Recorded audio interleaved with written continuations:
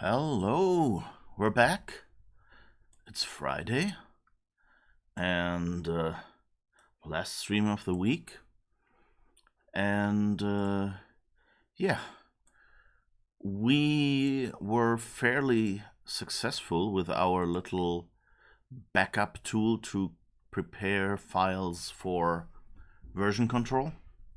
So I guess I should start with a short summary by just mentioning that so macOS, classic macOS, so everything before macOS 10, and macOS 10 still was compatible with that, but didn't use it as much.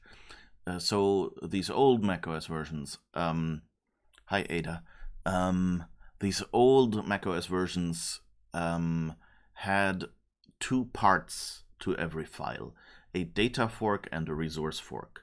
The data fork is what you're known, that's the file contents.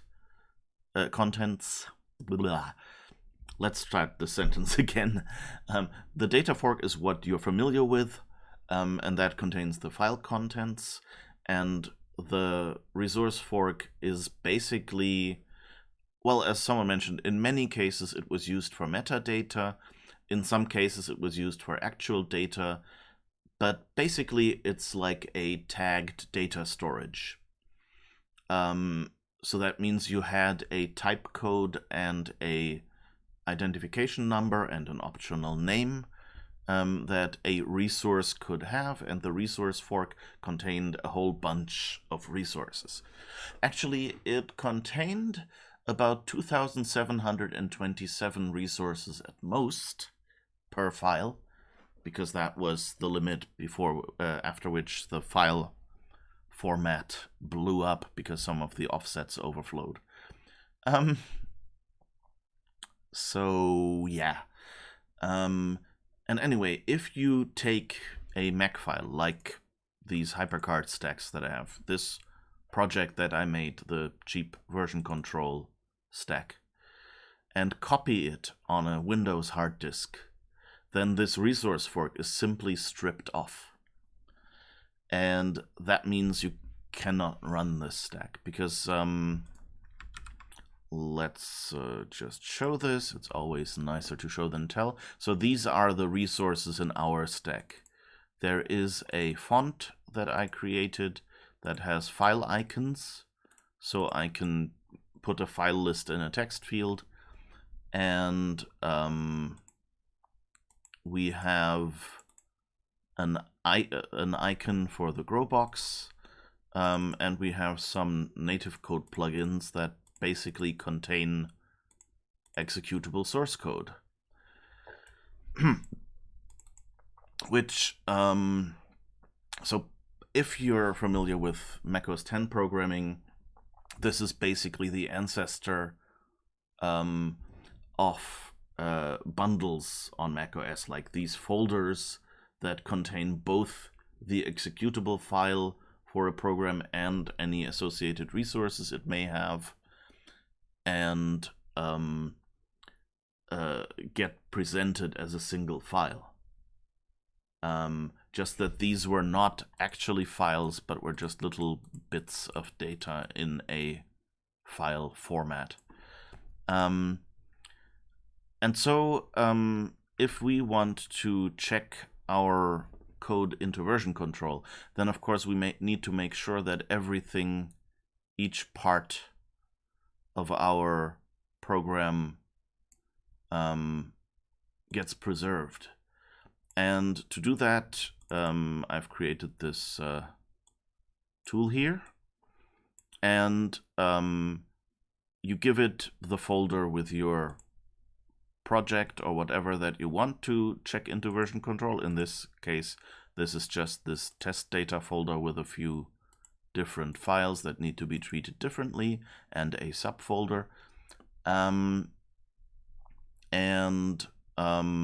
Then we give it a destination folder. In this case, this is just one of our hard disks, and it will create a new folder with the same name and the date appended and time, and we'll copy the files over there and convert them in some ways. So, for example, text files like C source code, of course, can just be copied over.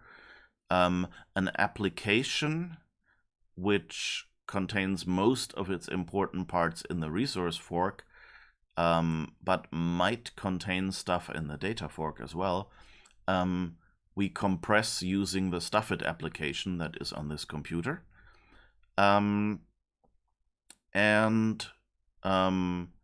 This is a resource file used during development.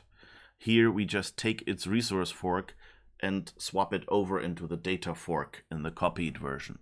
And so that means you have all the important data, and there is a way to restore it. But these files do not have anything in their data fork, so we don't have to preserve that in any way. That was something that was done in the switch to macOS 10 as well, so it's a fairly common thing to know to store resources in the data fork.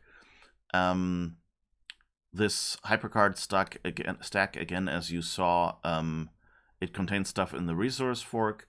The description of all these objects and text fields and things that you see here are actually kept in the data fork, so we also need to compress that using Stuffit.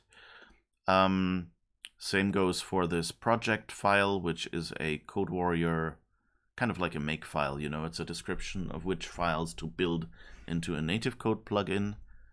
And this is the symbol table of a project file right now, but it just stands in for an arbitrary file that we don't really know about, where we will just do the traditional behavior and copy over the data fork and ignore the resource fork. So we've set that up. If you click commit, it will actually copy these files over and create a folder like this with a parallel directory structure and the slightly modified files. So for example, if you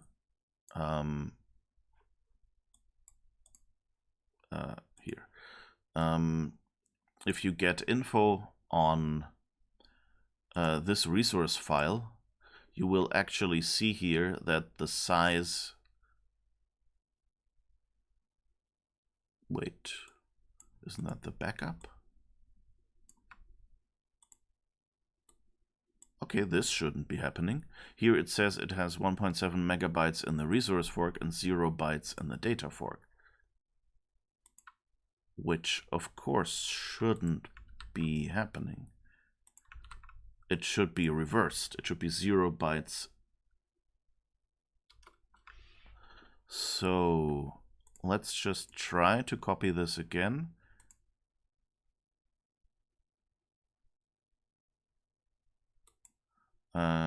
All right, I need to check what version of Stuffit is that. Macintosh HD, Internet Utilities, Aladdin folder, drop stuff 5.5.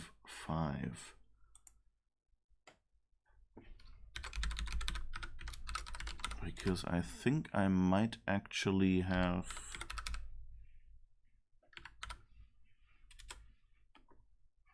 no, oldest I have is Stuffit 6, which I don't think will work. Okay, never mind then.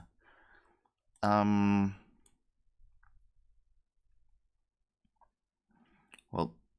luckily for one password which doesn't forget anything, at least I'll know that. Well, so we've copied all this stuff over. So now we have a test folder again. And now we'll look at this file again. Get info. Oh, here is my mistake. Okay, it was actually correct. I just checked the original file. So this one, test resources, get info, yes, and that says 0 bytes in resource fork, 1.7 megabytes in data fork. And as you previously saw, when I accidentally did a get info on the original test resources file, there it was 1.7 megabyte in the resource fork and 0 bytes in the data fork. So that actually correctly transferred the stuff over. You also see that the stream app is no longer an application, but actually a Stuffit archive.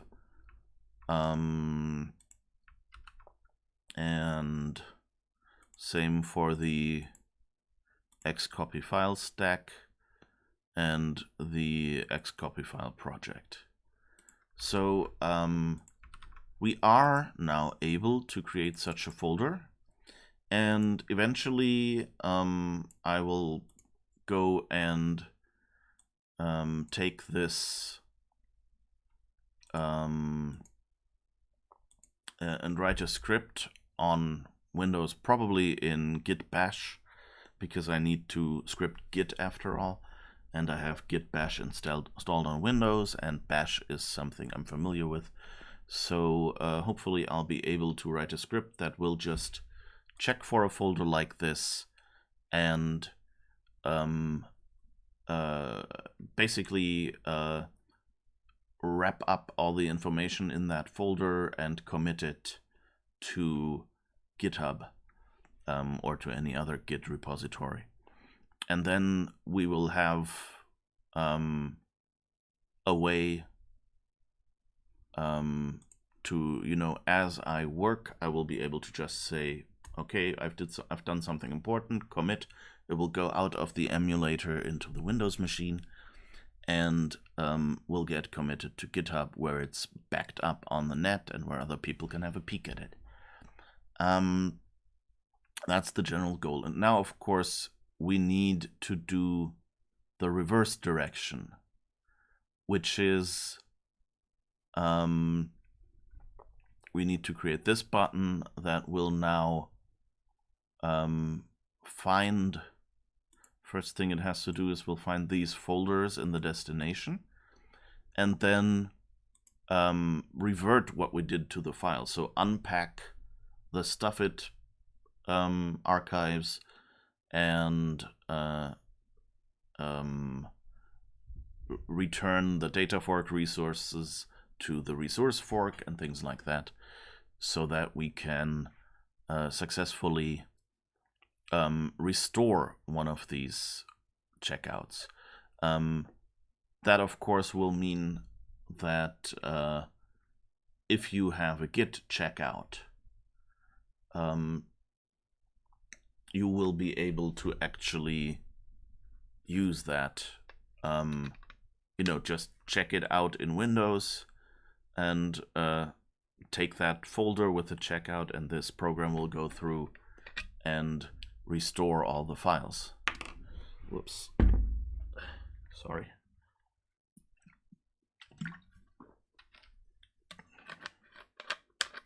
And so basically you will be able to check out code from GitHub. It might seem silly to make a file copying program like that at first. Why don't I just use Git and maybe a pre-commit hook or something?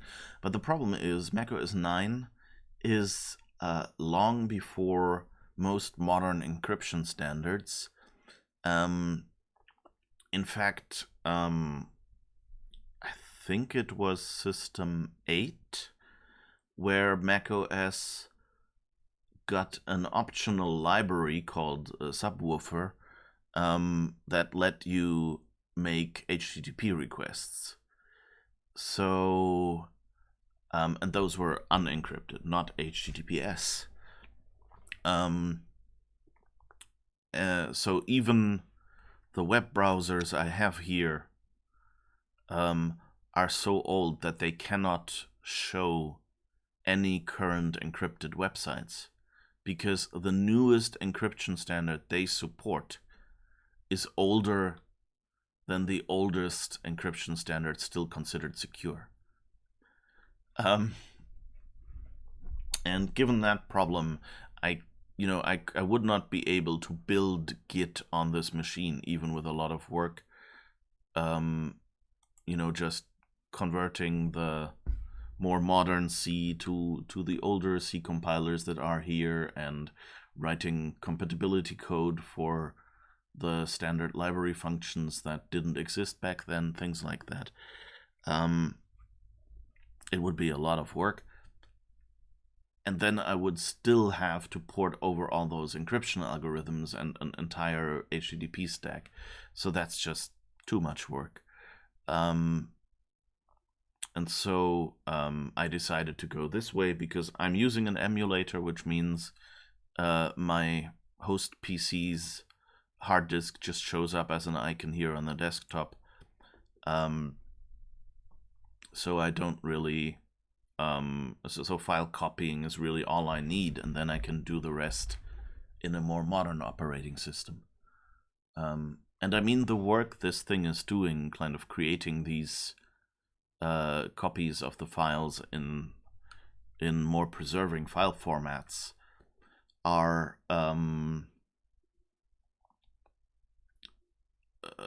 these tasks would need to be done anyway, because Git does not know about macOS files. It just knows about a file that has contents. All right. So, as I said, the revert button right now is just a copy of the commit button. Let's just say we will need to edit this code later, but right now we don't want to. So first, what we want to do is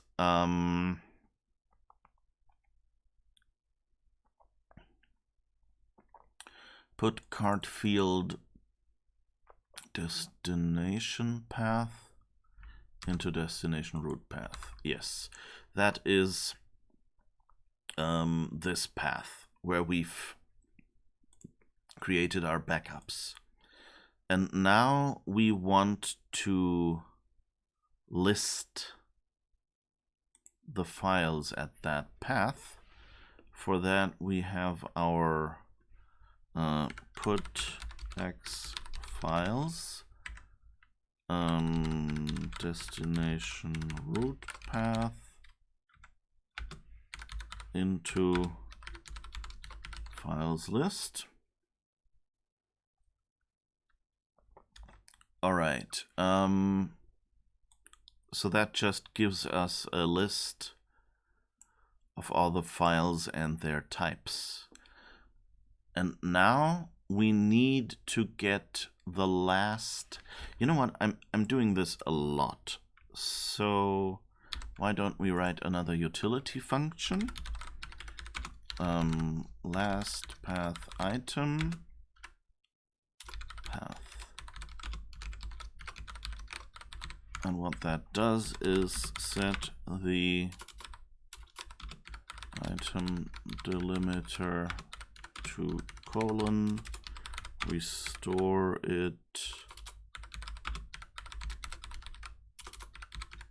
All right, we should probably save it. If we're writing utility code, let's be a little nicer. Put the item delimiter into saved delimiter. Set the item delimiter to saved delimiter. Put last item of path into file name. Return file name. All right, that's the first one. And the other one we need a lot is folder. Parent folder is, I think, what we should call it, which is basically the reverse. Item delimiter to colon, delete last item of path, and return path.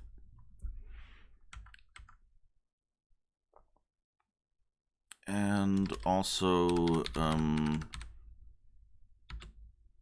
function file type. So we have a special format in which our X files, our file listing native code plugin, lists the files. It lists them as the path to the file in the folder, each file, but it also appends as the last element of that path the type and creator code. So that's kind of like a file extension on Windows. It's 8 characters, 4 characters for the type and 4 characters for the creator. That's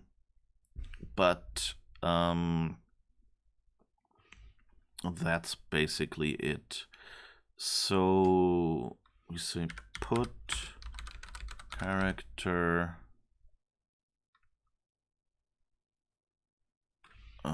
let's see, put length of path into len, put character len -7 because we have 1 based indexes, to len of path. We can just return that because we will need that in a moment as well. And path without type we will need as well. So delete character. No, wait, there we say delete the last 8 characters. All right, that should be good. Last path item, parent folder, file type, path without type. All right. And now put number of lines of files list into n files. Repeat with x equals 1 to n files, and repeat. So now we're looping over each line.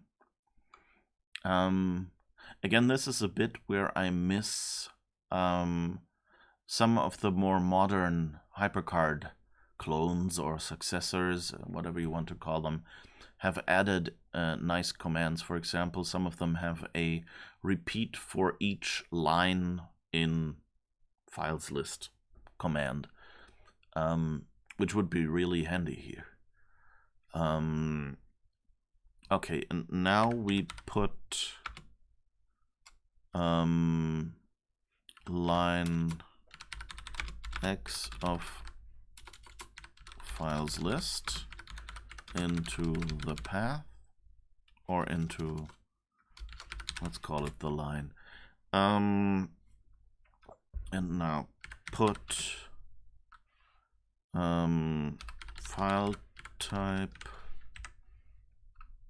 the line into type creator, put path without type into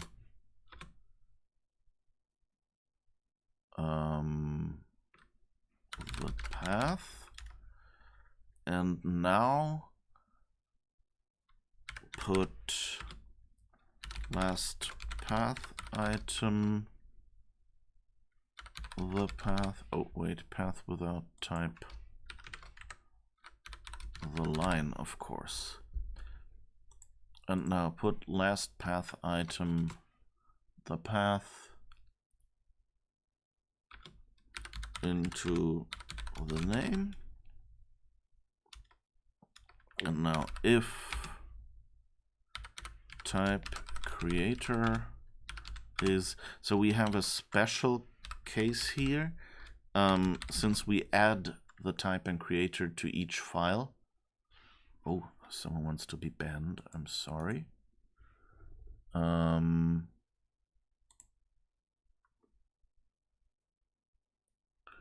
Oh, they've gotten smarter. They're now using URL shortening and aren't mentioning their service name anymore, so my filter doesn't catch them. Can I user info, purge, timeout, ban. All right. Sorry about that. But that's what happens with spammers here. Also with people who post misogynist jokes and other such stuff. Well, misogynist jokes usually get a timeout so people can think about it, and a stern reprimand. But, you know, repeat offenders definitely would get banned. So far, none of them has come back. All right. So we're faking our... so folders don't have a file type or creator. So we just go and use fold, which is used in some places in the operating system to say, hey, this is not actually a type, this is a folder. So I just return that value, and max is the Mac systems creator code. So just so I have a value here that is unlikely to be used. And that's the value that my xfiles x command, by my choice, I wrote it, returns in this list. Oh, right, and no, not here, stack. Of course, since it's case sensitive, we need to use our case equal function, because HyperCard in general isn't case insensitive. So if it's a folder, wait, if not case equal folder, then next repeat. We don't really care about files. And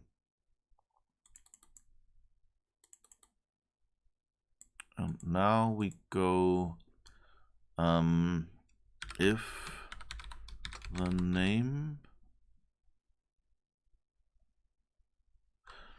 wasn't there a starts with or begins with, or am I imagining that? Oh, it could be that I had to use offset. Let's see. Foobar begins with foo. Does that work? No.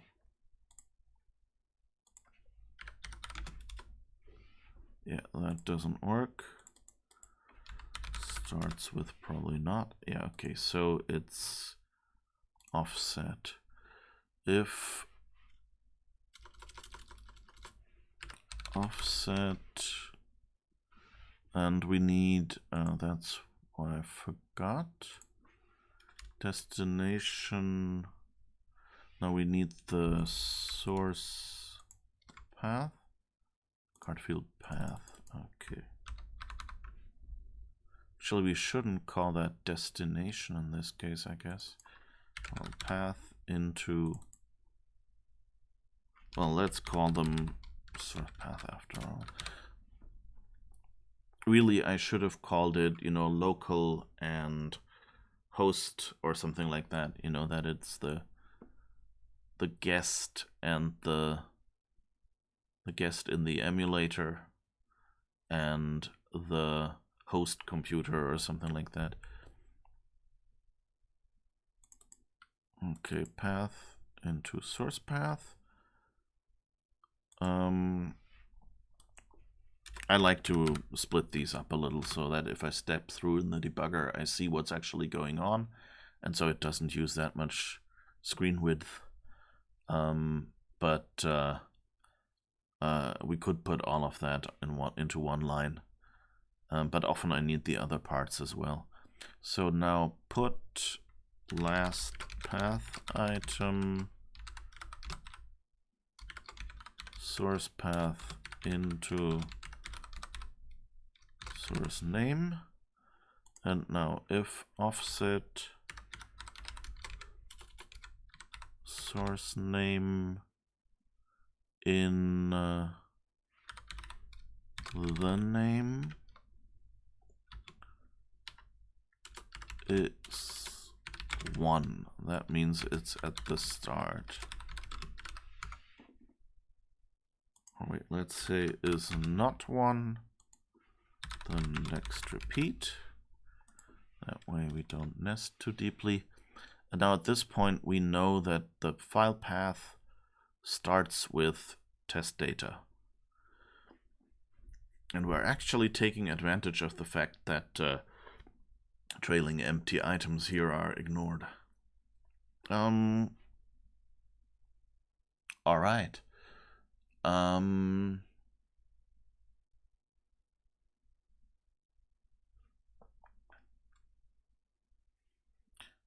So, I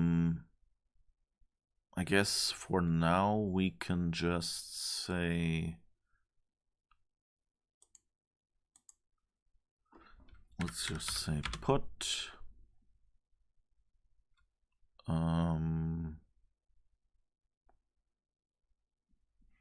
the path after card field, what did we call you?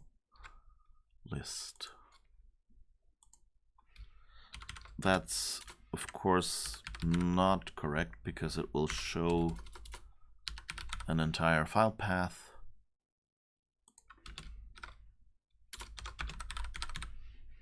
But it should be good enough for us to get a feel.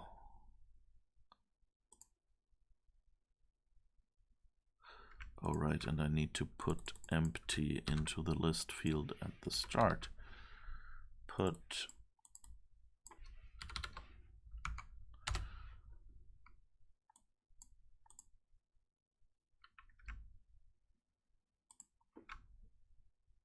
not after, into. Idiot. Okay, and it found one folder with that name. We only have one folder. I guess we can make a few more.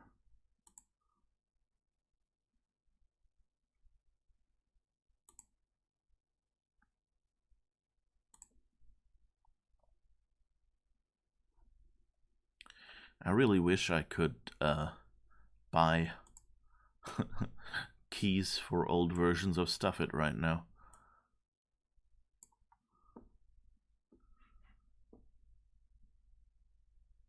But of course, at that time, I guess I was a Compact Pro fan. I wonder... Well, probably don't have that either. Also, I'm a bit sad. I thought that there was a Stuffit native code plugin for HyperCard at some point, and I haven't been able to find that in my disks. So yeah, let's make a few more. Just, well, one more. So we have 3, and see that it can actually find multiple.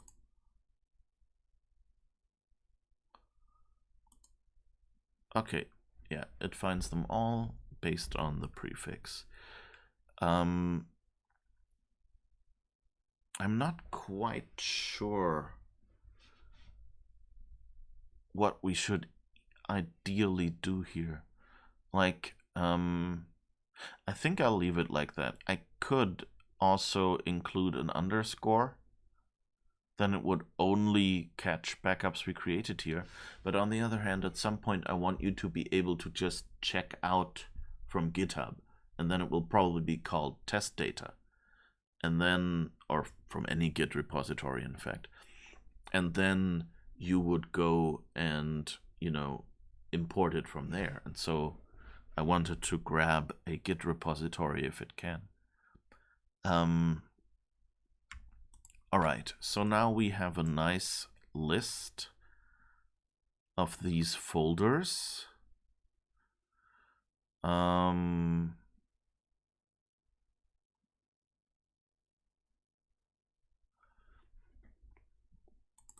Wait, let's say available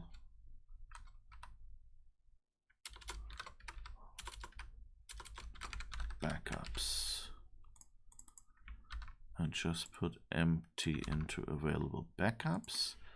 And now put available backups into card field list instead. And now I'll just make a dummy one that is just called test data and see where that ends up. And then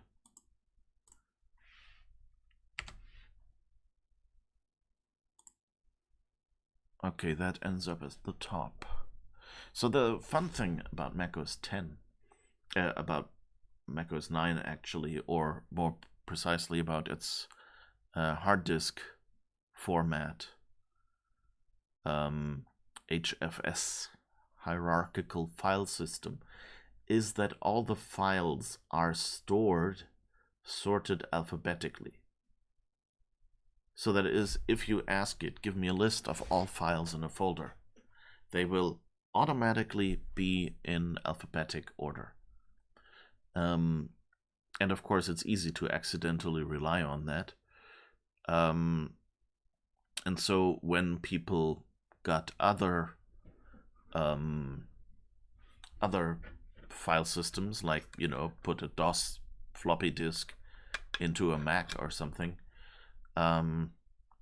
you got interesting misbehaviors from programs that assumed everything would be in alphabetic order, and then just skipped certain files and then went, wait, why is there another file starting with A at the end?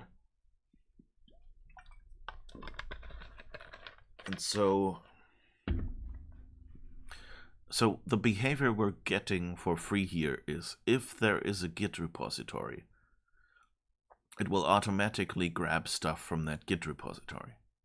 If there isn't, it will grab, let's see, 12, 7, oh, right. So let's rename one of these 12.16 and run it again. Okay, then we'll get the oldest. And of course, that's not what we want. So that's not perfect. So that means we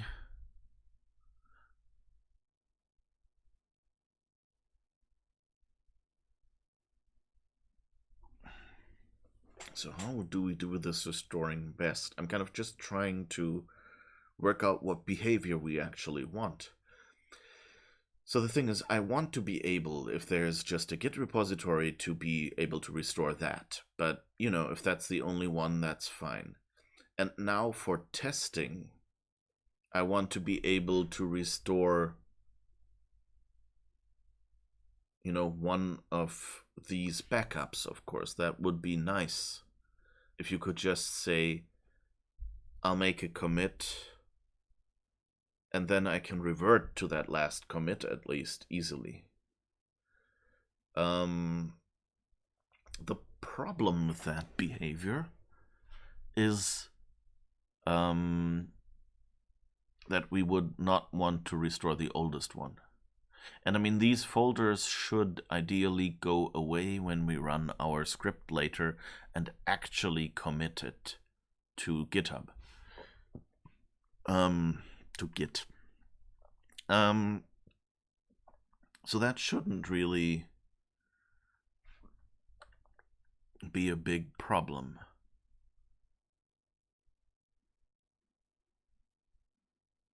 But we wanted to grab the newest one. So I think we'll have to reorder these. I mean, alternately, we could probably say, hey, we'll present a list to the user and let them select one. You know, say, okay, do you want this date? We could format them in a slightly more readable way then. And then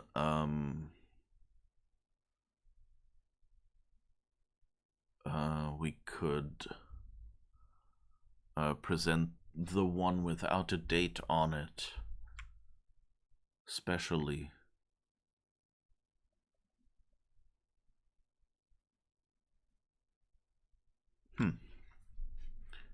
But I mean, I think for now, just being able to restore one would be good enough. And I guess the newest one is the best one. And I mean, if you have new ones here, then that kind of implies that you might not want to get the one from GitHub. Hi Tony, how's it going?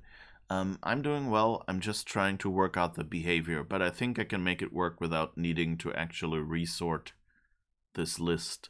So I'll just pick the last item, I guess. So what I'm doing right now is I'm looking in my folder containing some backups I generated for what backups are available to revert from. And picking the newest one, and that's it. Did you figure out the cause of the file not found? Yeah, I think that was at the start of last stream, actually. I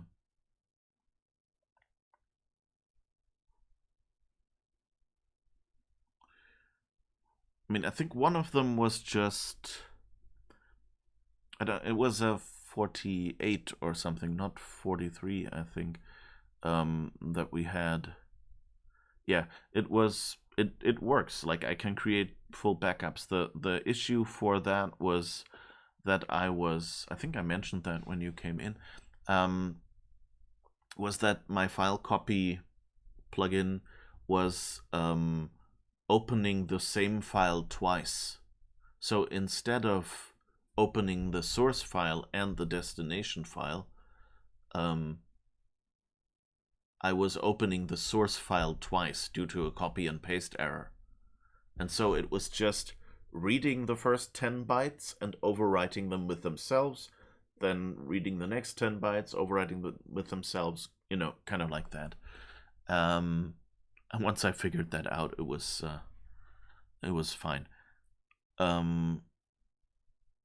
There was also another issue that I had related to the folder paths, which require to have a colon at the end. And I fixed that in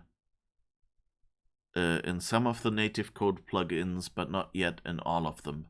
So some of them I fixed to automatically append the colon, and in some I'm doing it in the HyperTalk script right now. So at some point I should probably go through, clean that up, and make sure that it can just cope with a folder just having the folder name without a colon at the end. But yeah, so those are working. And so let me just, so I don't forget this. So we have available backups here. Put last line of available backups into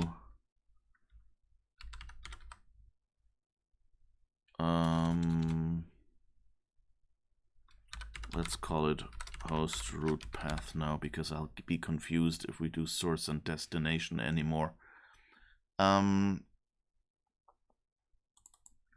Alright, and maybe put the host root path into the list. So now, yeah, it says it will pick the newest one. That should be fine for us. One thing I wanted to show you, sadly it doesn't work yet, but oh, right, someone told me control panels. So you remember I might have yesterday okay,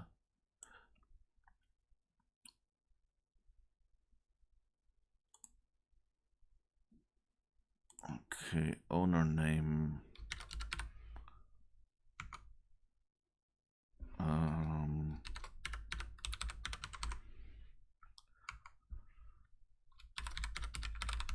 Will probably not work, but let's see. So I found an API. So yesterday I said something like, "Oh, it would be nice if I could get the real icons of files."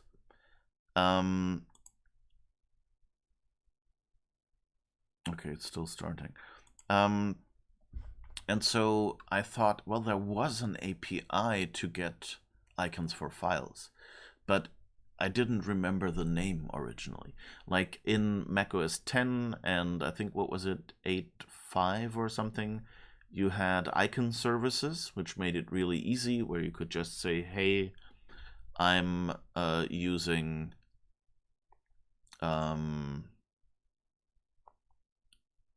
where you could just say, here is a file, tell me what icons it has. But in older versions, that wasn't available. And so I thought about it a little bit yesterday and realized somewhere in the back of my head there were 4 letters, PBDT. And those somehow my brain said those were related to getting file icons. And so I searched a little bit around and found inside Macintosh, I think it was more Macintosh Toolbox, I found documentation for the desktop manager, which had functions whose names started with PBDT. And the desktop manager was mostly Apple Share related. But the fun thing is, apparently since System 7, the same mechanism that was used for file sharing, for storing its file database, was also used for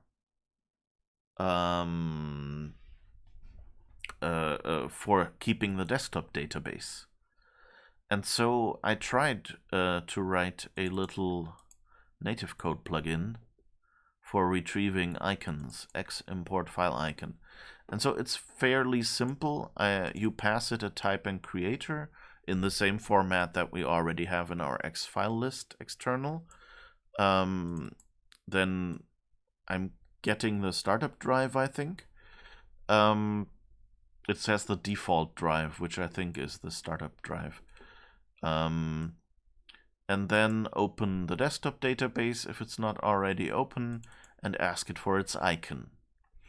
And it fills a buffer that we give it with the Finder icon, so that's the icon followed by its mask. And then all I do is I create a new icon resource and give it the first half of the icon data, which is just the picture, not the mask, which is how icons are stored in HyperCard. And so this native code plugin should import stuff. But so far, I'm always getting an Apple Share item not found error. Uh-oh. Yeah, and I'm still getting that. So the question, so I asked around a little, and some people on Twitter that used to work in DTS at the time, so way back when this was current, mentioned, oh yeah, I think those APIs only work with Apple Share. And so that's why I thought I'd start up. Oh, maybe we could do that as well. But I don't know. It still says file sharing is starting up, so I don't know if this will ever get anywhere, and maybe then my code will work. PBDT get icon, yes. That's the API I was using. I think it was in more Macintosh Toolbox. Let me check.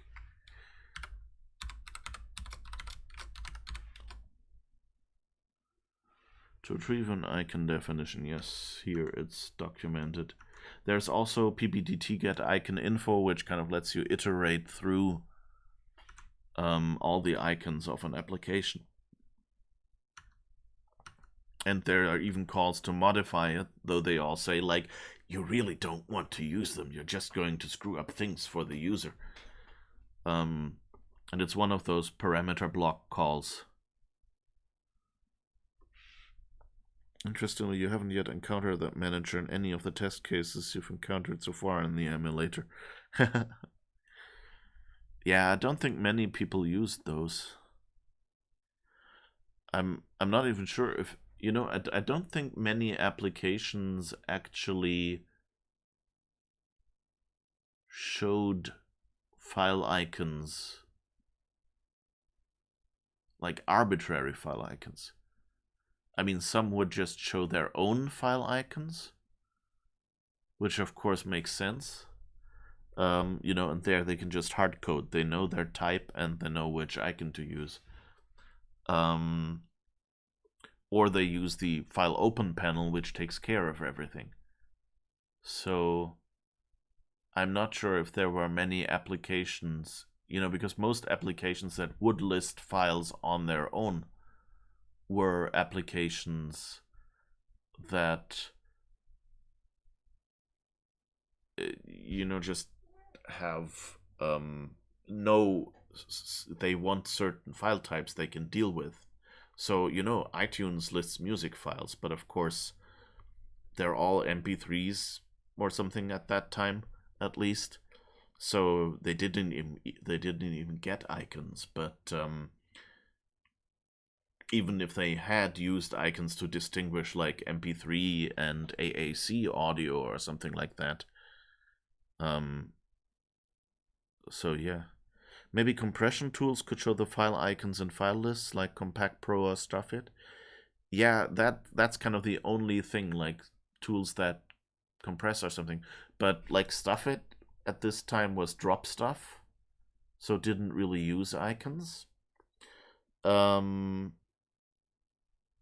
And I think Compact Pro only used simplified icons. But yeah, Greg's browser sounds like a good candidate because that's basically a Finder clone. I don't know what calls that uses though. And that, well, that was around in System 7, so that would probably be a good candidate to check what it does, yeah.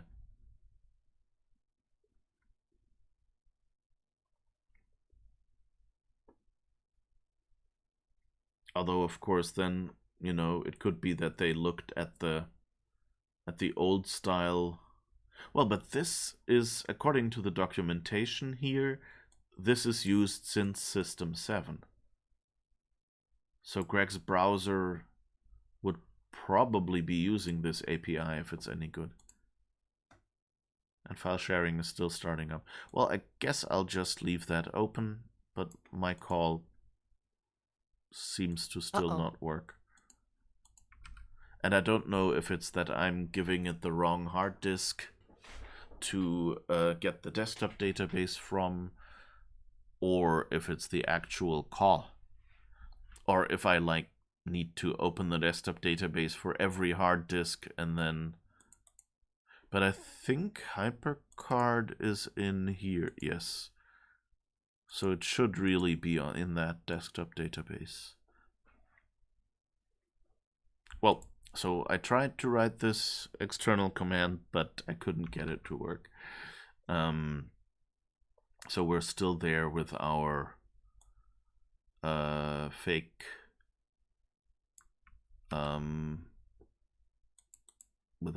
icon display. Sometimes starting file sharing takes a long time as it by default shares all folders on your hard disk. Yeah, I guess. Is there a way to change this? Like, could I? The code, sure, I can show that.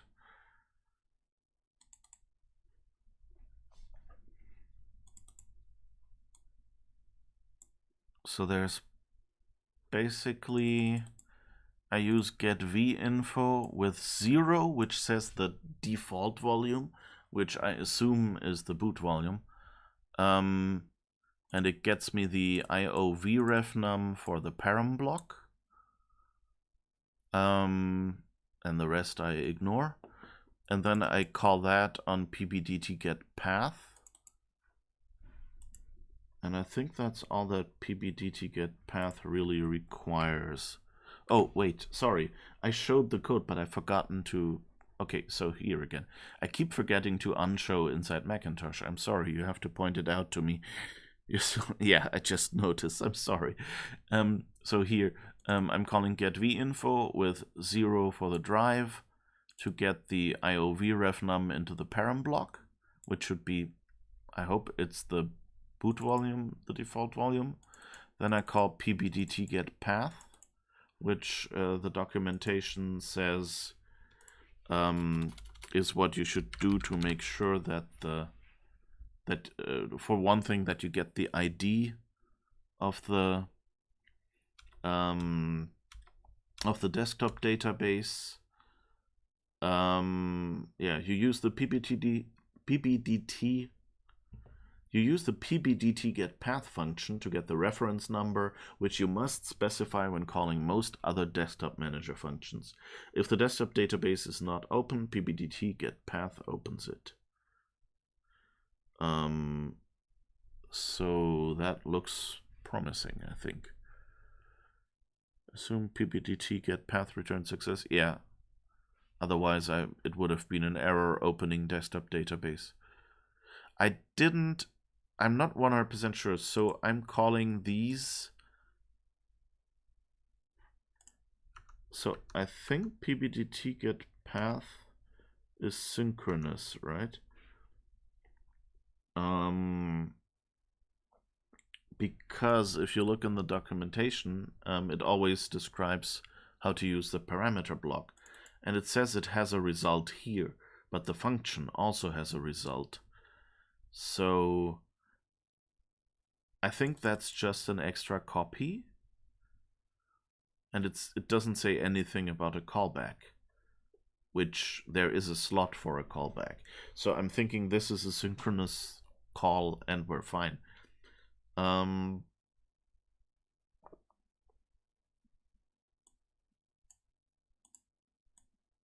here it says a pointer to the volume name. So I'm just leaving this on null, which I think should be fine. Yeah, they're all output, if I understand that. No, wait. This is output, right?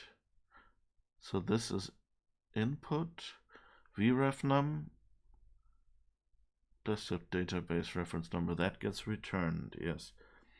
But I think it says somewhere... It returns it in the IODT-refnum field, which is the one the others need, I think.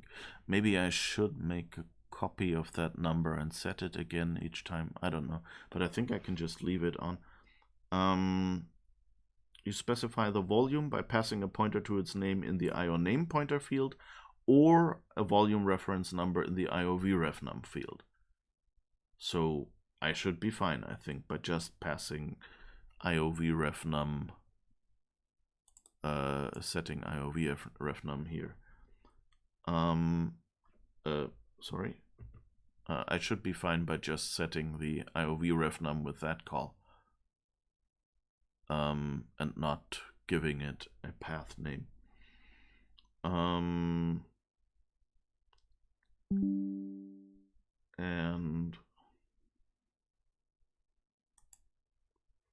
Windows wants something from me. Annoying.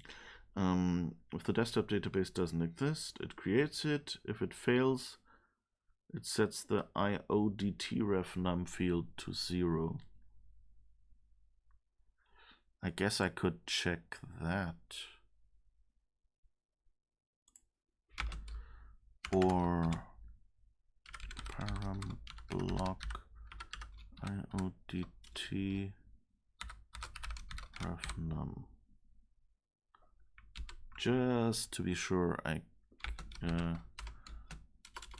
equals 0. So that should never happen.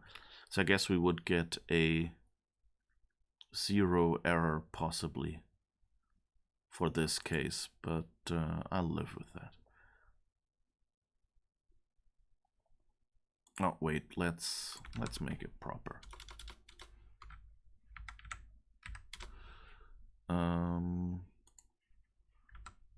Else if it's 0,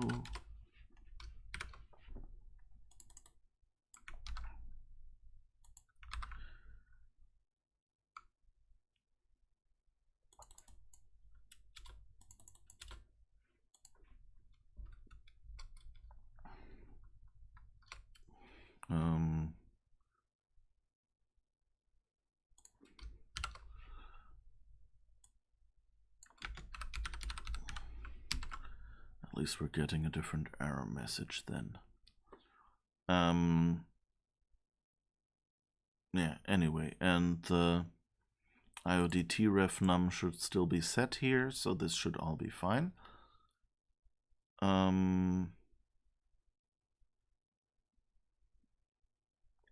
Maybe I should reset the IOV ref num just to be sure. Clear it to 0 again. I assume PBDT get path return. No, what type is type creator variable, by the way? I assume Pascal string. Yeah, it's a Pascal string, str 255 that I'm getting up here. Getting from the parameter. I gotta say, maybe I should. If I had a debugger, I would just quickly check that I parse the values out correctly. It copies from +5 to file creator. That should be fine because we do type creator, so the back end should be fine. And type creator +1 to file type, so that should be fine.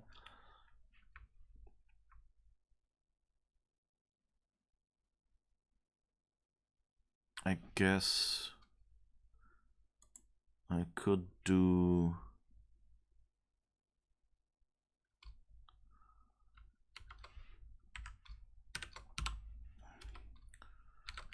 append return value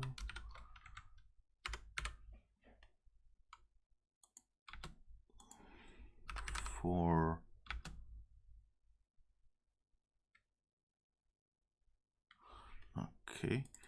for type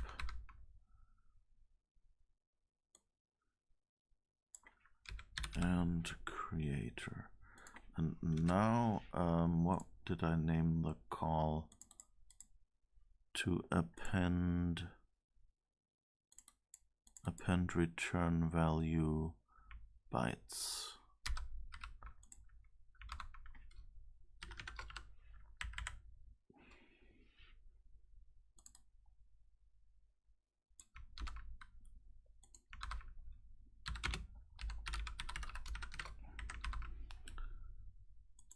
All right.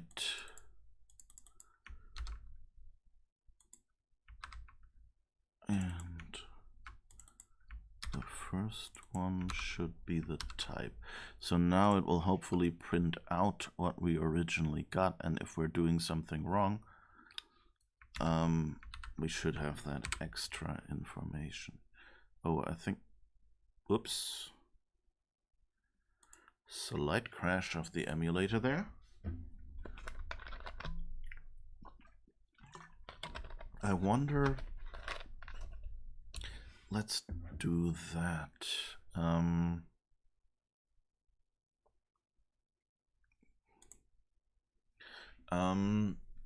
I'm wondering if, like, I know that in modern C, you just initialize the first element and the rest gets initialized to 0. But I vaguely remember that that didn't work when I started programming. So one thing I am going to do here is I think I'm just going to start by doing a memset on the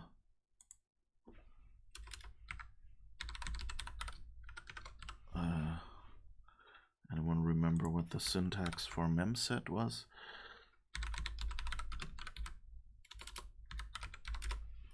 I never remember what the order of arguments was. Pointer int size. Okay, so first param block, then 0, and then size of param block. So that should make sure that it's really zeroed all the way through,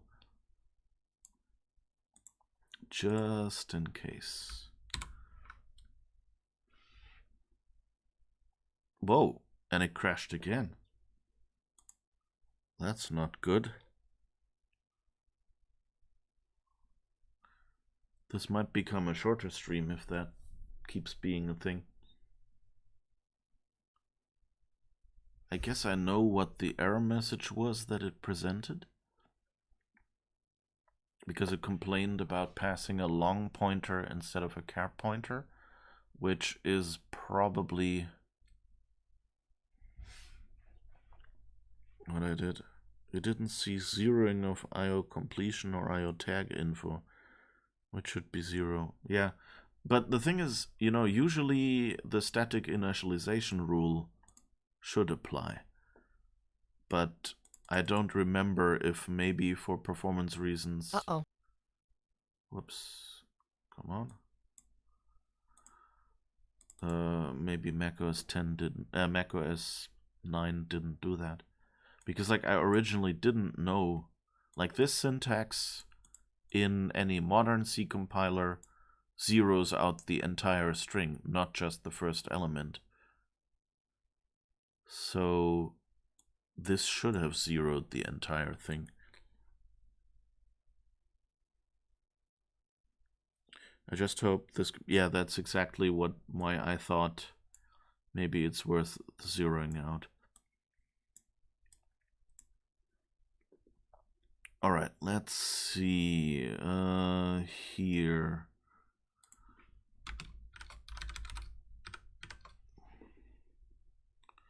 Wait, shouldn't that be a void pointer and shouldn't care? Well, we'll see, I guess. Oh, and I did not fix this. Okay.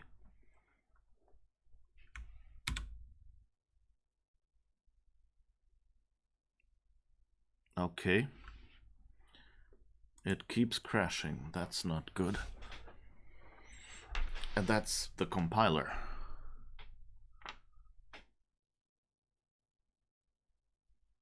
Huh.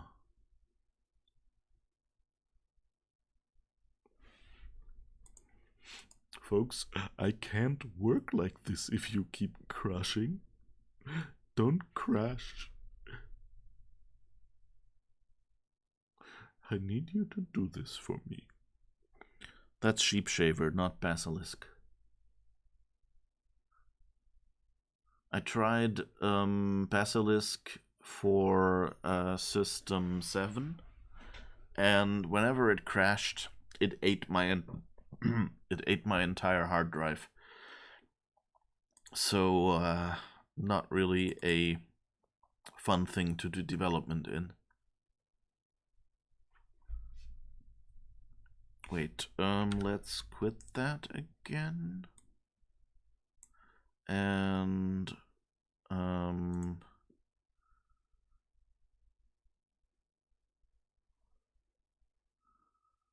no, I'm a bit confused. I thought it would create a data. Well, let's delete this file. I can at least recreate this.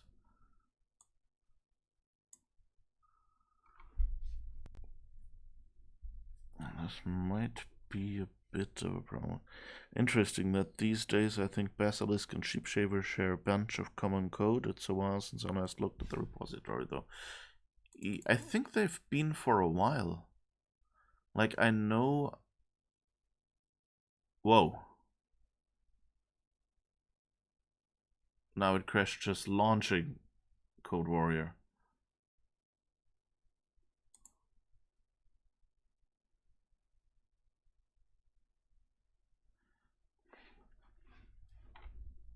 Okay, so there's one thing I will look at now.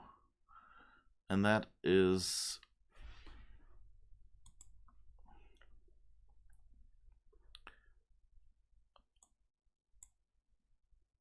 Oh, that's not a sign of the system getting corrupted. Yeah, me neither.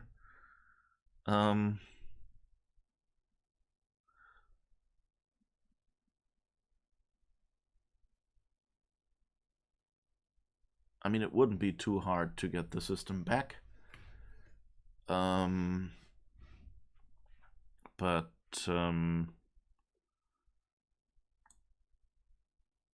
Okay, let's first see file sharing. Oh, it's actually on. I guess that's a good sign, but it could also be the reason we're crashing. But so I'm not sure if I want to turn this off. Let's see if I can start it now and if I can build without crashing.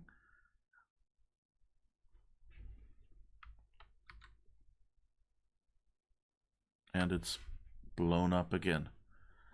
Okay, so let's turn off file sharing to see if that makes a difference. Because that's the main change we did so far to this whole operating system.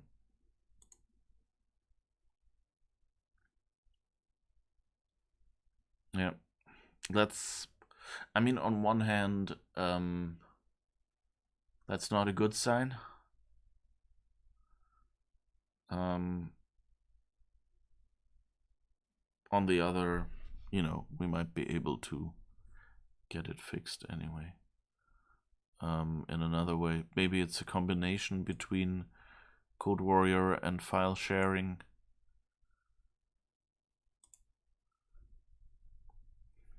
Okay, file sharing is off.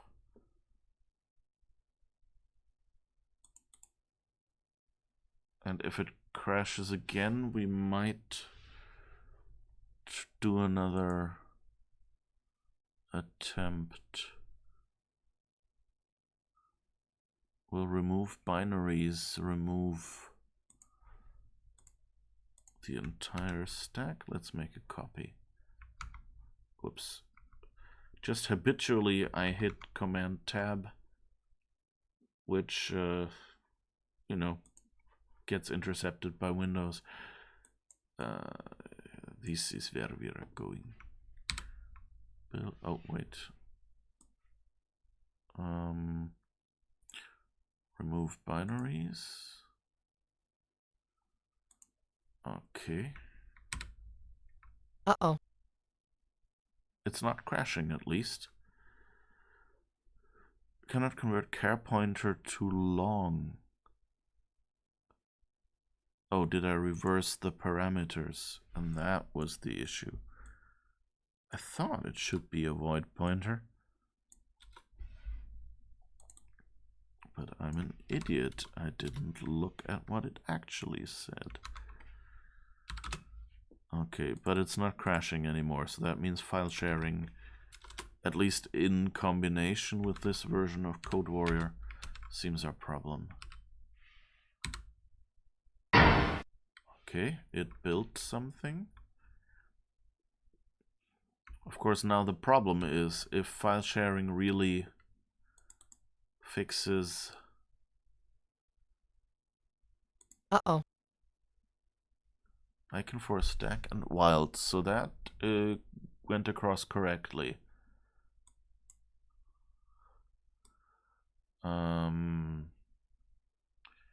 So let's now go and do file sharing and start it again.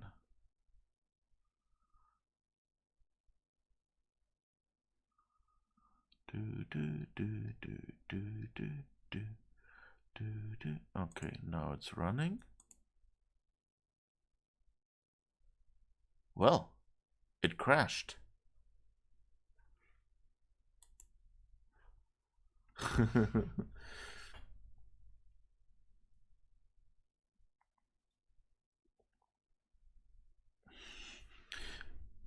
But I mean, this just means we can't use file sharing, I guess.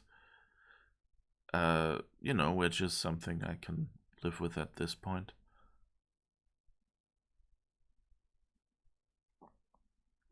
I mean, I know there are some things slightly wonky with this system install. There might be some, you know, like some versions of some things might be older than they should be. I think QuickTime is a little temperamental as well, so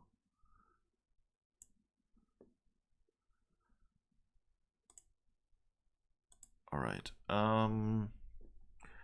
But anyway, so importing file icons, not sure if that works. We could have a quick peek at it with resEdit.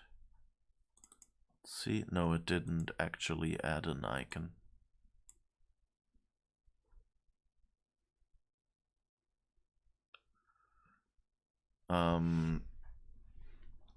Anyway, let's see if we can do our HyperCard side of the backup utility. So we now have the host root path, and now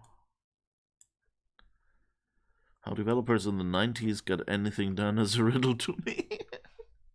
Well, for one, their computers restarted a lot faster than today's computers.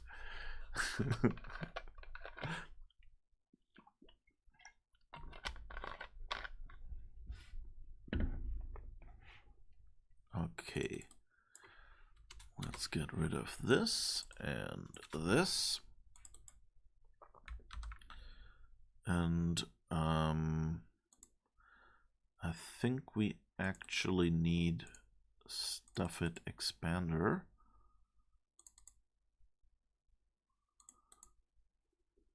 Yeah.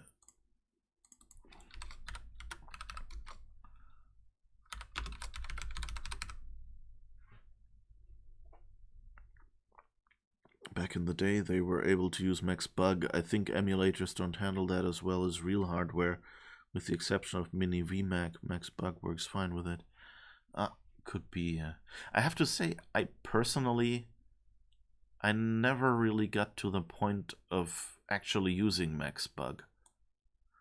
Like, I installed it a couple of times, and the display it gave me looked so much like a system bug that I didn't ever really use it. There was one point, I think, where I installed it and read that there was like one key combination that you could type to maybe recover from crashed programs after all and just keep going. But since that usually just made things worse, I stopped using that as well. There's a lot of really cool features when you need to go really deep to development. Yeah, I'm sure it's a great thing. It was just at the time I wasn't familiar enough with like the inner workings of operating systems or, God forbid, assembler, that I just didn't understand it, and since then I didn't really have an opportunity. Okay.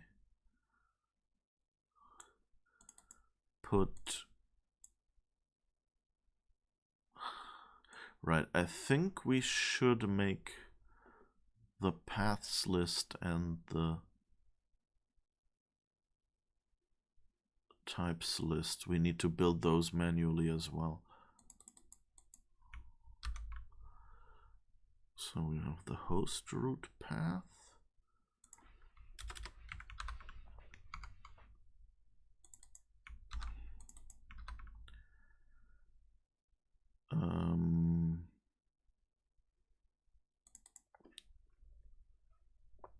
files list.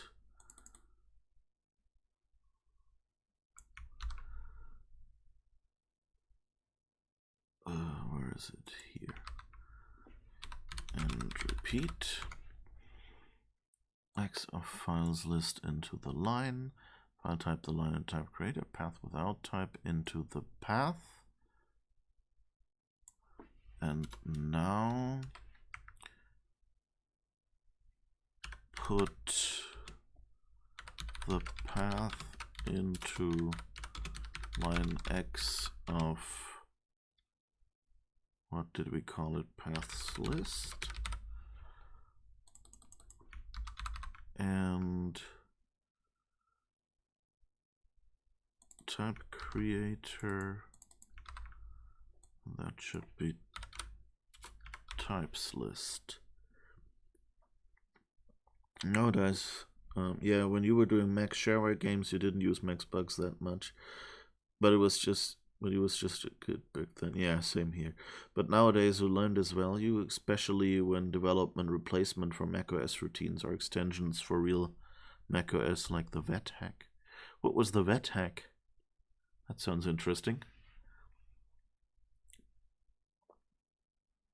Okay, types list and paths list. Put card field path into destination root path.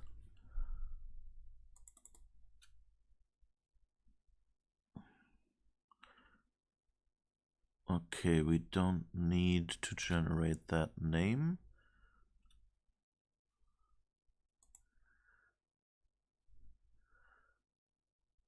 Do we need to create a folder? I guess it doesn't hurt. So that is, what did we call our parent folder is what we called it.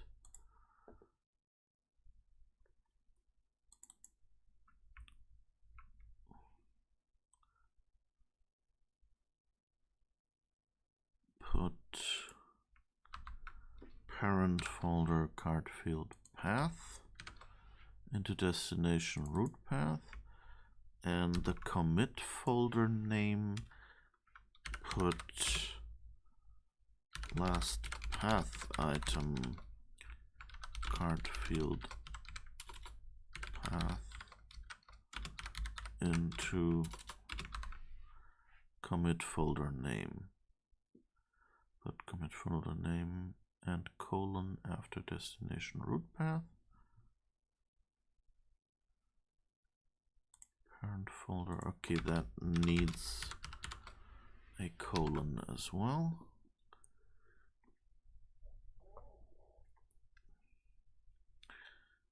VetHack is the extension to allow Vet to run on newer macOS than 7.1 without graphic corruption. Okay, I don't even know what Vet is. Like, I know there is a character named Vet in Star Wars The Old Republic. That is one of your companions. That's about all. And I guess it could be a Corvette.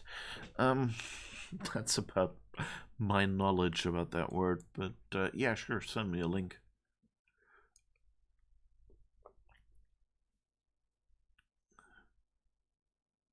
A racing game by Spectrum Holobyte. Ah, okay. Oh, that's cool to make that run, I guess. Yeah. Alright, so now we're in the regular code that we have. So, now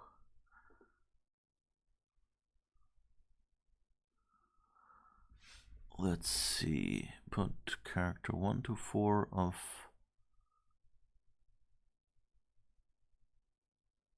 data to data fork is default.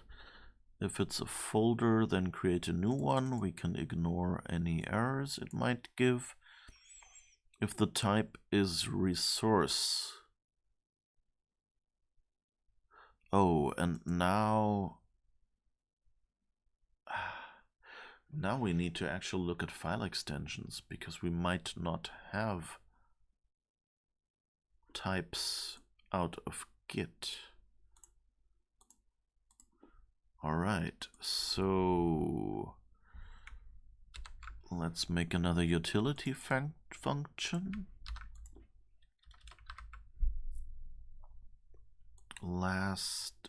What is it? File extension.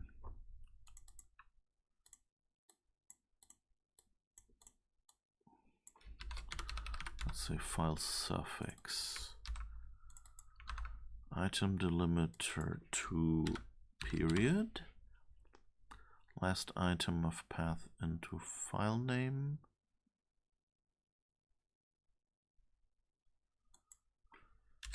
Put last path. No, should we?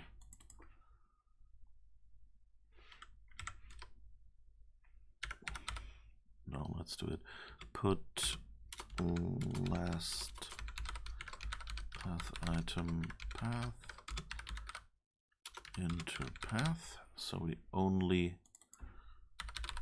let's use a proper name for it. The name and then of the name into the suffix, and then return the suffix.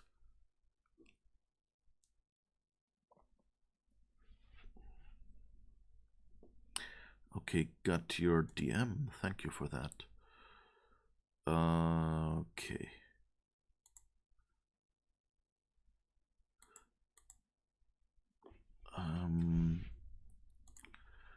But maybe we should special case it. If I think we should use offset here. Put offset dot path. No, the name into pause. If pause is 0, then return empty, because we don't have a suffix. Whoops, it's missing the then.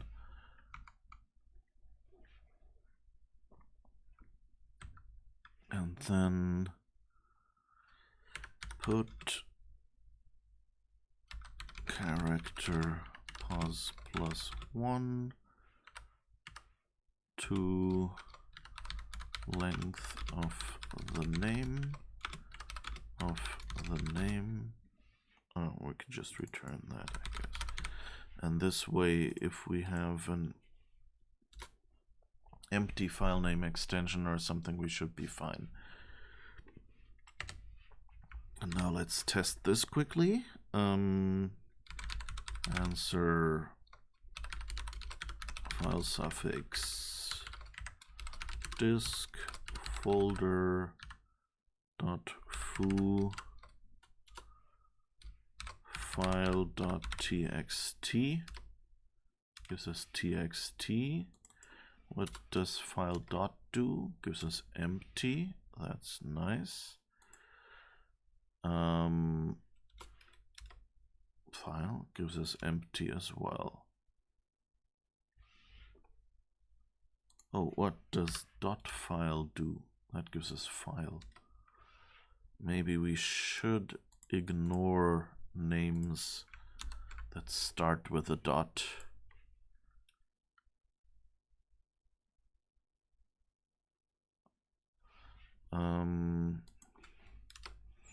If character 1 of the name is dot, then delete character 1 of the name. It's not my super best code, but at least it should prevent the common cases. And now put case equal the type RSRC or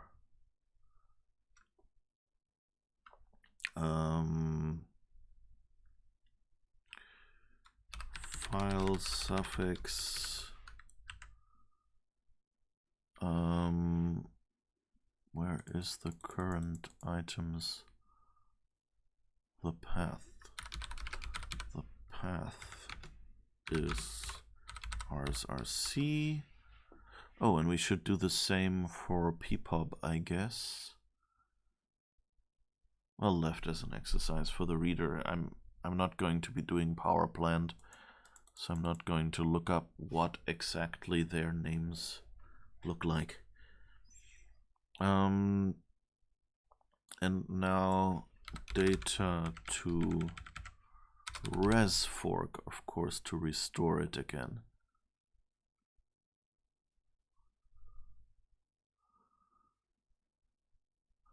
And we should probably get ourselves an X command to set file type and creator to restore those types.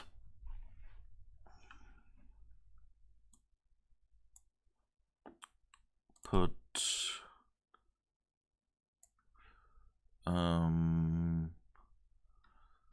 file suffix the path is sit. That needs compression. Drop stuff, yeah, and that's. Oh, and now we need to delete the suffix.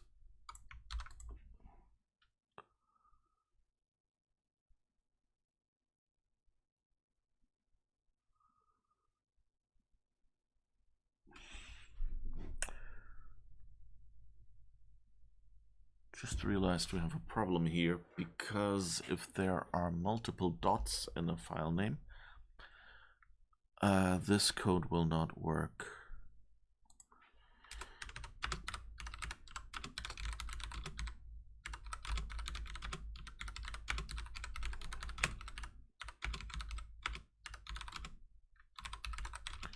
Because offset has no reverse version. So we're searching from the start, so we might get a suffix like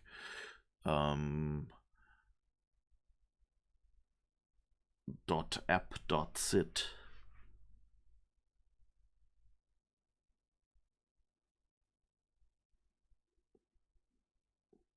which is actually not good. So I think let's do that. Function r offset pattern string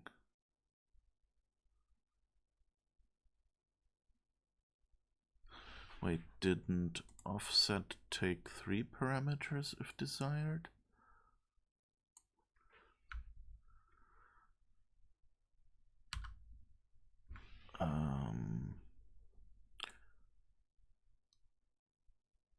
HyperCard reference. I didn't even realize this menu used to be called help. And I guess they updated it to be named reference when the system's help menu came out. Okay.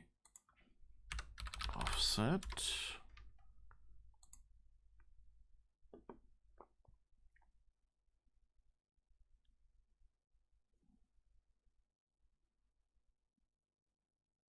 No, it doesn't let you specify that.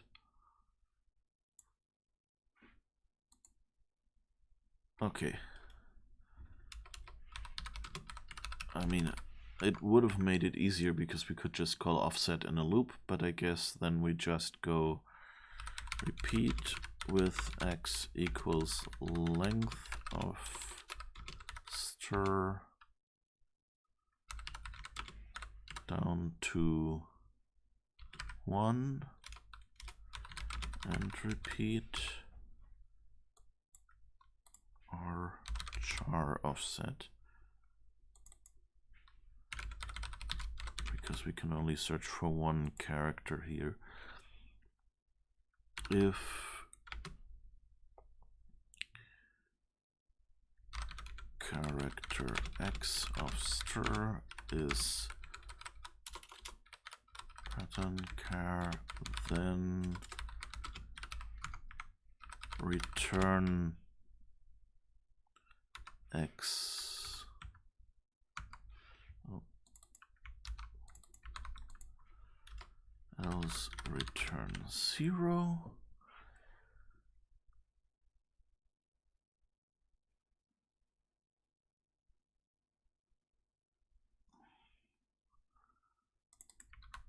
Put our char offset dot the name, and now it's fixed because we're searching from the back.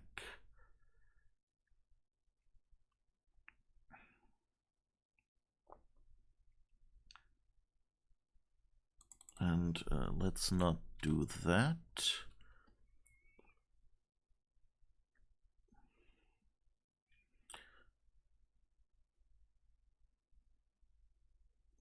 If pos is 0 or pos is 1.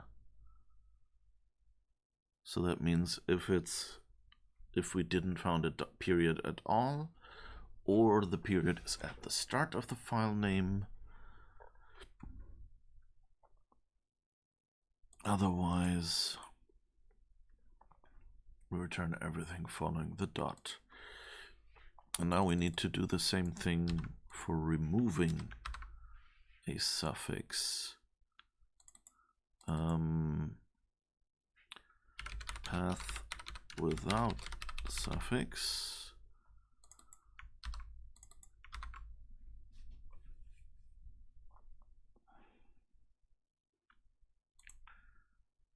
Put length of last path item path into the name, into name length, and then we search backwards in the path. If pos is 0 or pos is namelen, or pos less than equal namelen, then return empty. So that means if it starts with a period or the dot wasn't in the name but somewhere earlier even, then we'll ignore it. Put character 1 to pos -1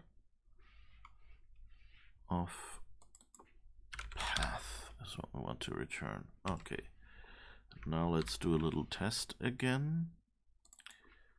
Path without suffix.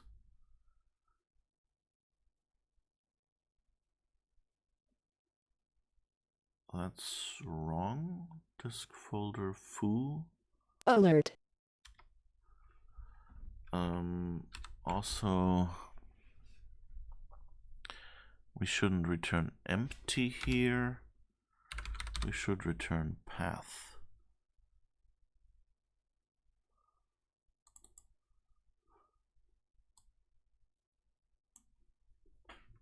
All right. Again, length of last path item path.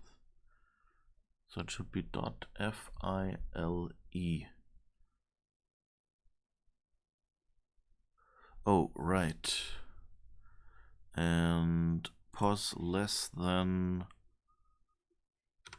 length of path minus namelen.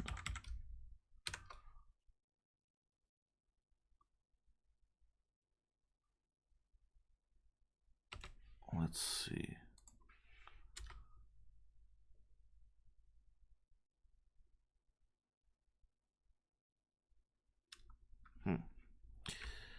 Okay, let's just use the debugger. I'm obviously not smart enough to do this without seeing what the computer does. Variable watcher. Uh-oh. So put length. That's 5, yes. Offset dot in path is 17.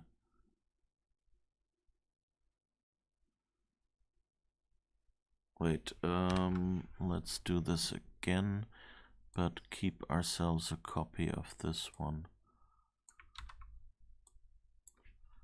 Name offset.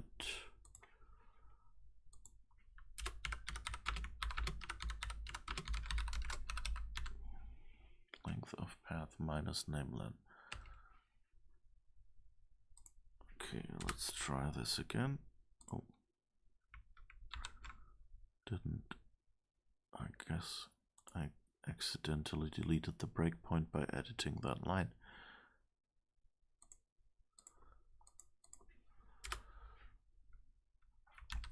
Alright, 5, 16.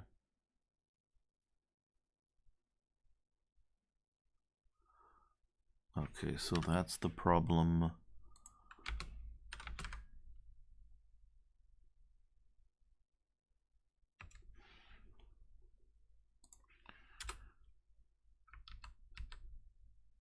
Oh no, +1, okay.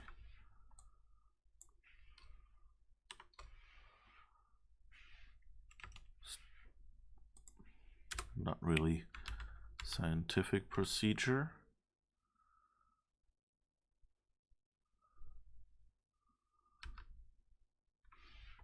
Okay, dot file. Uh-oh.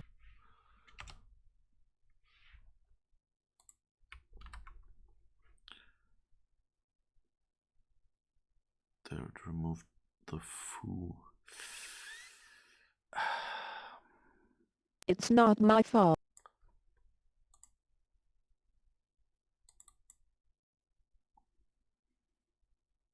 What is last path? Oh, I think last path item still ignores the trailing colon, right? Yeah. Okay, so I guess that might be okay. It might cause us trouble later.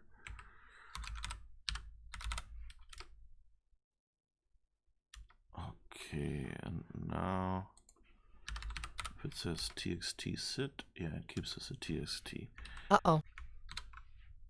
Again, not the best code, but should be enough for now. Put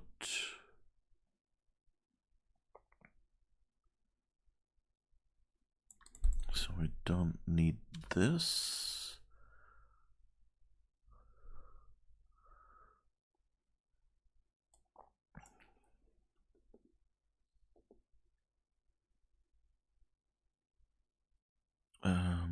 Now we need to modify the destination path if needs compression.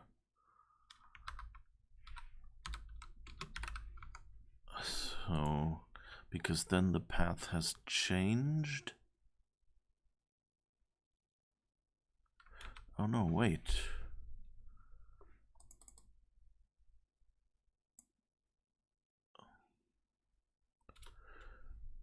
No, I think we need to modify both. Needs compression, then put path without suffix. No, wait, destination.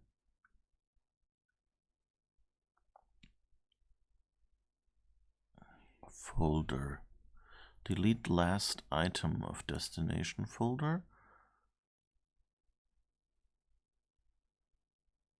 It keeps the name of the source, so we don't need to do anything here. Right, because our copy code works that way. Open the path with drop stuff. And then put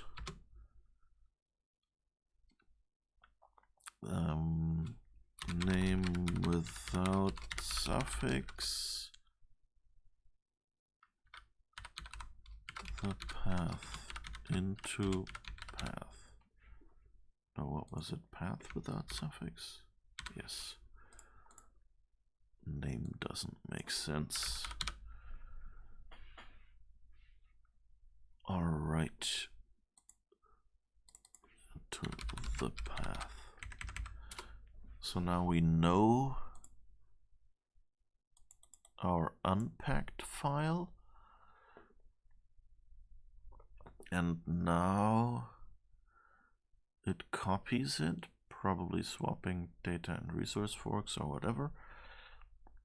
And then if needs compression, okay, it deletes the uncompressed file at the source. If delete result, yeah, okay. That should be fine.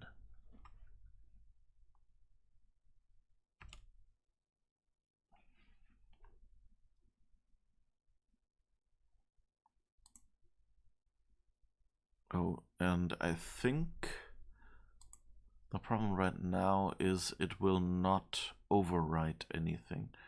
So if we click this now, we'll probably be bombarded with error messages.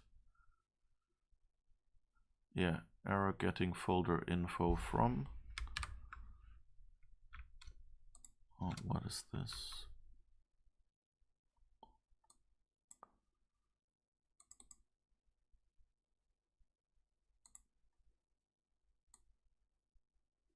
Okay. So weird truncated error message. Whoops. And it looks like we're having a little memory issue.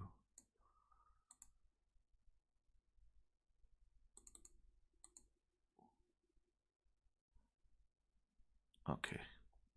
That's one of the fun things in HyperCard, I guess, or less fun, but odd. When you try to resize the card and HyperCard doesn't have enough memory to update, to recreate all its buffers in the right size, it will recreate it at the smaller size, or keep it the current size, something like that. And then we'll show this little scroll palette instead, with which, you know, you can make the window smaller, and it will just make it, you know, the size that it has memory for. And then to see the entire card, you have to move it around. All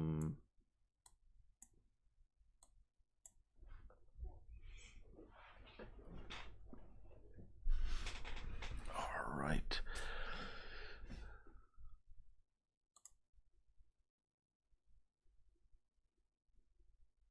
So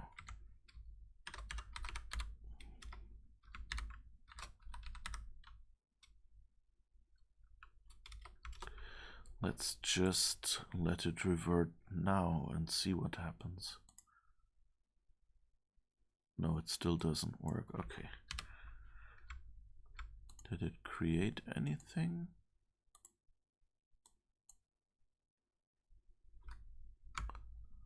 Nope. Okay, my guess is we're missing one colon somewhere. Let's see, probably here.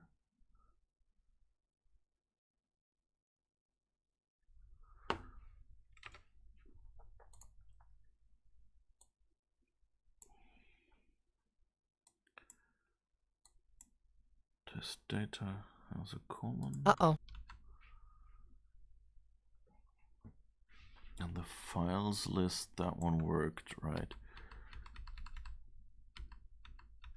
Because, yeah, right, we know that this works. And now host root path. What do you look like? Yeah, that doesn't have a colon after it. Last line of available backups and colon into host root path.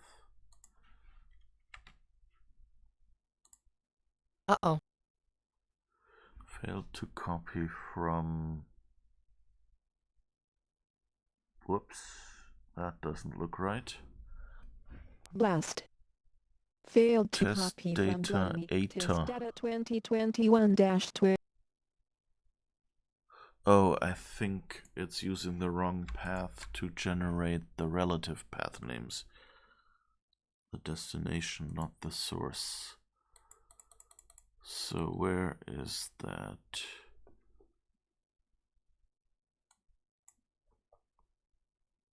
Put here length of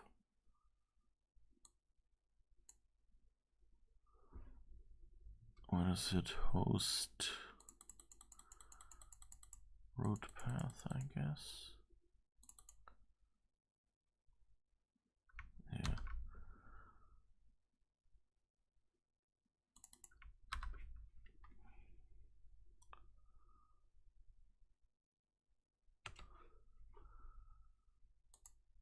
Uh-oh. Okay, let me test data to data test. So there's one colon too much. Pay attention. Failed to copy from Gluttony. Test data.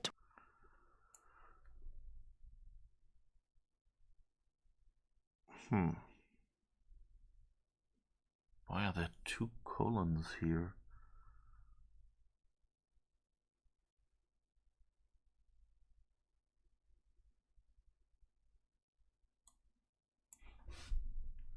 It's reassembling this somehow.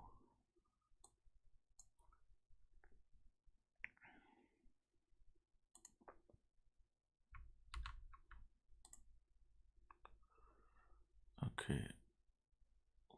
Host root path is that one. Okay. Is there anyone with two colons? And I know how weird that just sounded. Is there anyone with two colons? Because one asshole is just not enough for that person.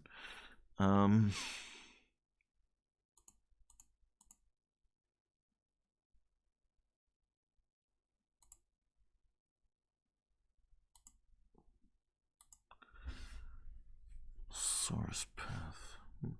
Uh-oh.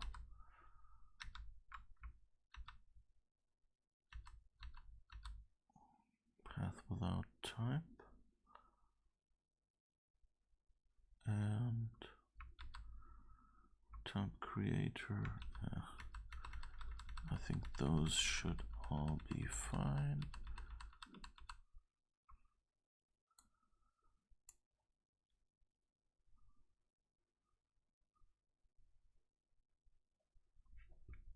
Did you just say test data? I'm recording a training class on test data right now. Woo! We both know how to have fun. If you have any good tips to give me, always appreciated.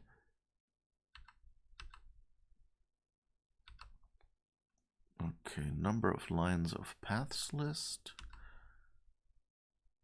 Parent folder, card field path. Who are you? Uh-oh. You are the problem.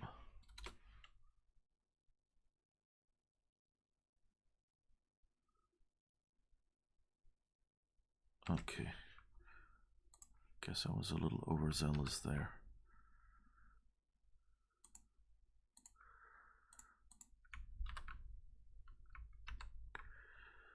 Let's see how well that goes now.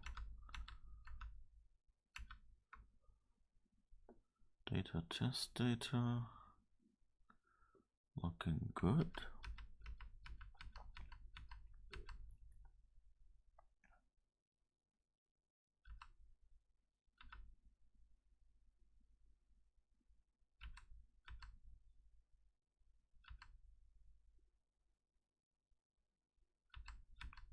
Okay, and we don't generate the recursive list yet, so we'd have to change that code as well. You have several hours of QA and testing tips. Lol, but it might not apply to your current situation. Need to quickly set pizza up for oven. Make me one too. Pizza.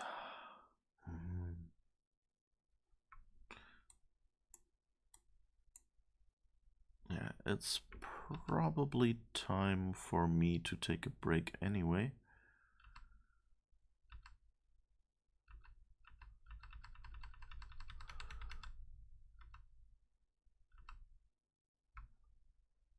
Let's see, what file is this? The path.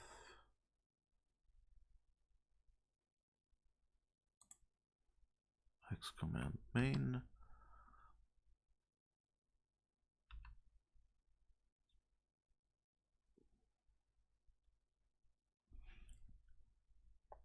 Pizza break.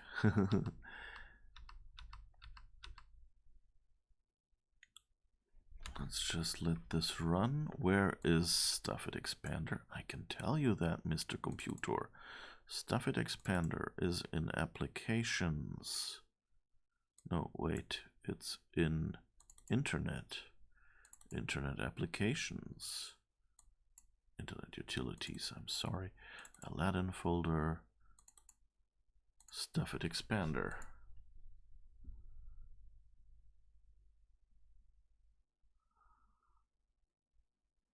Okay, we copied something. We have a test data folder now. Yeah, and it didn't descend. The X command main. Yeah, that looks good. The project. Oh. Okay. So the project probably didn't get unpacked right. What about the stack? Yeah, the stack did get unpacked right.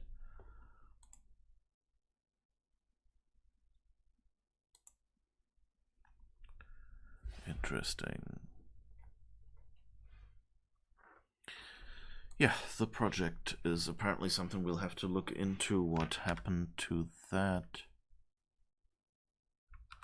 Because that was compressed, I'm pretty sure. So this one is the newest. Yeah. It was compressed.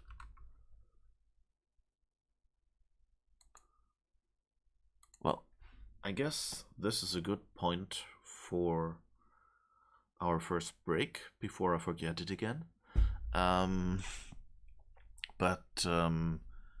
It sort of works now. So we have two objectives. One, find out what happened to the project file. Maybe that got broken earlier and we just need to, get fresh test data. And then we need to deal with subdirectories.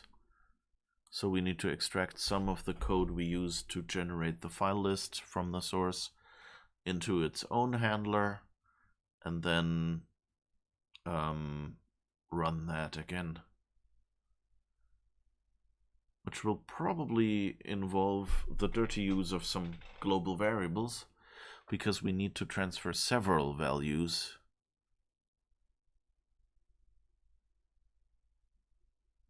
from one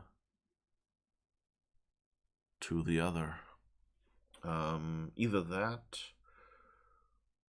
or maybe we can just take the files list containing the paths and the types and scan it specially for folders and then just insert the subfolders in the right spot. We'll see. Okay, so see you in a tiny little moment.